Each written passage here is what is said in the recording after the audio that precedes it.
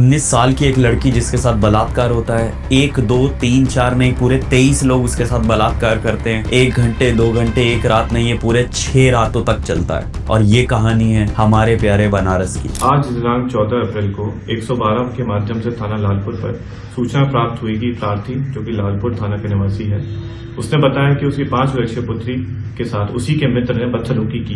ये घटना 12 तारीख शनिवार शाम की बताई जा रही है। इसी क्रम में तहरीर प्राप्त कर सुसंगत धाराओं में मुकदमा पंजीकृत कर आवश्यक विधिक कार्रवाई की जा रही है। अभियुक्त की गिरफ्तारी भी सुनिश्चित की जा रही है। दोस्तों, आज हम आपको एक ऐसी कहानी सुनाने जा रहे हैं जिसे सुनकर आपके रोंगटे खड़े हो जाएंगे। यह कहानी एक 18 साल की लड़की की, जिसने अपनी जिंदगी में कुछ ऐसा झेला जो हम झेलने के बारे में सोच भी नहीं सकते। उसकी तकलीफ को शब्दों में बयां करना एक्चुअली नामुमकिन है। और ये कहानी सिर्फ उसकी नहीं है, हमारे समाज की भी एक शर्मनाक सच्चाई है। यह कहानी है हमारे उत्तर प्रदेश के सबसे प्यारे शहर वाराणसी की, जहाँ एक लड़की ने 7 दिनों तक नर्क की जिंदगी जी। 29 मार्च 2025 को यह लड़की अपने घर से बाहर निकली थी अपने दोस्त के घर जाने के लिए, ये सोचकर कि थोड़ी देर में अपने घर वापस आ जाएगी। वह अपने घर वालों को कह के गई थी कि मम्मी, मैं घर जल्दी लौट आऊंगी। उसकी माँ इंतजार करती रही। दिन से रात हो गई, रात से सुबह हो गई, सुबह से फिर अगली रात हो गई, लेकिन वो लड़की वापस नहीं आई। लड़की की माँ ने परेशान होकर लड़की के सारे दोस्तों को कॉल करा, लेकिन उसका कुछ अता पता नहीं था। आस पड़ोस में पता किया,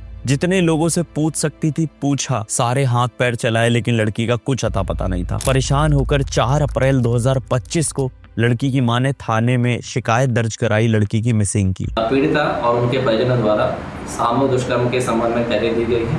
उसके संबंध में सुसंगत धारा में मुकदमा पंजीकृत किया जा रहा है। न्यूज़ ने उसके बाद जो हुआ वो दिल दहला देने वाला था। 6 दिन बाद जब सब उम्मीद छोड़ चुके थे, तभी वो लड़की घर वापस लौटती है। लेकिन जिस हालत में वो घर वापस लौटती है, ये देखकर घर वाले बहुत परेशान थे। घर वालों की आंखों में डर और दर्द साफ दिख रहा था। जब माँ ने उसे घबरा कर हिम्मत करके पूछा कि बेटी क्या हुआ, तो बेटी एकदम धुत बैठी थी, जैसे वो कोई सपना देख रही हो, जैसे वो इस दुनिया में हो ही नहीं। घर वाले थोड़ा लोक लाज के डर से भी अपने स्तर से खोजने में लगे हुए थे, लेकिन सारी कोशिशों के बावजूद जब लड़की नहीं मिली तो पुलिस के पास हमको आना पड़ा। 3 तारीख को हमने पुलिस से संपर्क किया था। उसके बाद 4 तारीख को लड़की बरामद हुई पुलिस द्वारा।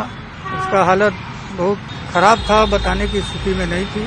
जब सामान्य स्थिति थोड़ी हुई तो वो सारी घटनाओं को बारी बारी से बताई। बहुत हिम्मत देने के बाद, बहुत प्यार करने के बाद, बहुत बार पूछने के बाद आखिर में उस लड़की ने पिछले 6 दिनों की कहानी सुनाई। लड़की ने बताया 29 मार्च को जब वो अपने दोस्त के घर से अपने घर लौट रही थी, तो रास्ते में उसका एक और दोस्त राज उसे मिलता है। राज उसे अपने कैफे में लेकर जाता है, उसे कुछ नशीला सुंघाता है या खिलाता है और फिर उसके साथ रात भर बलात्कार करता है और उसकी वीडियो भी बनाता है। लेकिन कहानी यही खत्म नहीं होती है। 30 मार्च को जब वो लड़की अपने घर जा रही होती है, राज की हैवानियत को झेल कर, तभी राज का दोस्त समीर कुछ लड़कों के साथ उसे पकड़ लेता है, उसे जबरदस्ती होटल लेकर जाता है, उसकी वीडियोस लीक करने की, वायरल करने की धमकी देता है और फिर वो सारे मिलके उसके साथ बलात्कार करते हैं और फिर उसे उसी रूम में बंद कर देते हैं। 2 दिन लड़की के साथ अलग अलग होटल में बलात्कार होता है। उसे नशीली चीजें सुंघाई जाती हैं, खिलाई जाती है, वीडियो का वायरल होने की धमकी दी जाती है,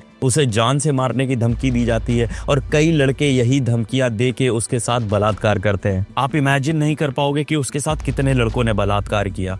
राज, समीर, 5 लड़के और 10 लड़के और उसके साथ टोटल 23 लड़कों ने बलात्कार किया। अलग अलग होटल में किया, अलग अलग नशीली चीजें उसे खिलाई पिलाई और सबने वीडियो बनाई। ये मामला जैसे ही पुलिस को पता चला, पुलिस ने तुरंत ही सख्ती से काम लिया। 6 लोगों को गिरफ्तार किया और उनके ऊपर सख्ती से कार्यवाही की जा रही है। टोटल 14 लोगों की गिरफ्तारी हुई, उसके बाद गिरफ्तारी रोक दी गई। जो लड़कों के माँ बाप थे उन्होंने भी एक ऑब्जेक्शन किया कि लड़की बीच में भी अपने इंस्टाग्राम, अपने सोशल मीडिया पे एक्टिव थी और उसने पहले सवाल क्यों नहीं उठाया। वो 500 मीटर दूर ही उसके साथ ये सब हुआ, वो घर वापस क्यों नहीं आ गई। अगर उसके साथ 23 लोगों ने ऐसा किया है तो उसके शरीर पे कोई चोट क्यों नहीं है। और ये मामला ऐसे ही चल रहा है अभी। आपके घर वालों को आरोपी बनाया गया है, आप लोगों का क्या कहना है इसमें?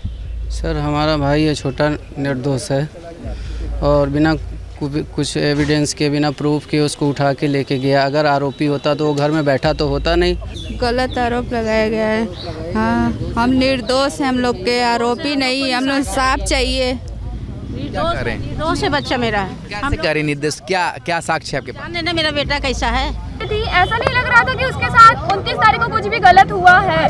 वो पीड़िता मेरे घर पे आई, बार बार मुझे हमेशा कह रही है चलो बाहर घूमने चलते, वो भी इतनी धूप में। इसकी गंभीरता को देखते हुए इसमें एक एसआईटी का गठन किया गया है, जिसमें एक डीसीपी, एक lady IPS officer additional DCP rank की, एक एसीपी सर्विलांस और एसओजी हमारी, इसके अलावा एक इंस्पेक्टर लेवल के आईओ को इसमें सम्मिलित किया गया है। ये जो भी बिंदु उठाए गए हैं घर वालों के द्वारा, उन सभी बिंदुओं पर जांच करेगी और जो भी कॉन्ट्रडिक्शंस हैं उस पर गहराई से जांच करेगी और ये सुनिश्चित करेगी कि सबके साथ न्याय हो, लड़की के साथ भी न्याय हो और कोई निर्दोष व्यक्ति भी जेल ना जाए। इसके बाद 12 अप्रैल को प्रधानमंत्री नरेंद्र मोदी जी बनारस आते हैं। उनसे जब मीडिया क्वेश्चंस करती है इस केस के बारे में, तो वो बोलते हैं इस केस पर कड़ी से कड़ी कार्रवाई की जाएगी, जल्द से जल्द, आप चिंता ना करें। अब दोस्तों, आगे इस केस में क्या हुआ इसकी कोई भी जानकारी इंटरनेट पे मौजूद नहीं है जिससे मैं आप लोगों को बता सकूं। बस जितना ये अभी तक का केस है वही मैं आपको एलैबोरेट कर रहा हूं, सारी जानकारी इकट्ठी करके। अगर कुछ भी अपडेट आता है मैं कमेंट पिन में बता दूंगा, या फिर दूसरी वीडियो अगर बनानी पड़ी तो दूसरी वीडियो बना दूंगा।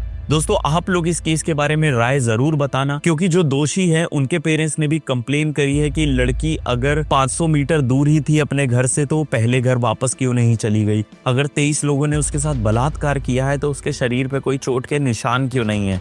जो बीते हुए 6 दिन है, उन 6 दिनों के बीच में वो लड़की सोशल मीडिया पे एक्टिव कैसे है। ये सारे इल्जाम लगाए हैं दोषियों के पेरेंट्स ने। अभी ये केस चल रहा है, बाकी कोई जानकारी मेरे पास नहीं है। आप अपनी राय जरूर बताना कमेंट सेक्शन में। मिलते हैं नई वीडियो में।